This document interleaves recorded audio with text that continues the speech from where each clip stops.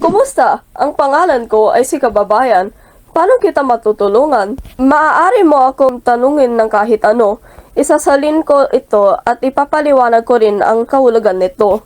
Ang app na ito ay ginawa upang turuan ang mga bata ng Tagalog. Mayroon din kaming pagsusulit sa dulo ng bawat aralin upang mas mapalalim ang kanilang pag-unawa sa kasaysayan at wika. Mayroon din kaming AI voice na ginagaya ang boses ng mga pambansang bayani upang marinig ang mga bata ang kanilang mga tinig. Maaari ring magbasa ang inyong anak ng mga aklat sa Pilipino nang mas madali gamit ang app na ito.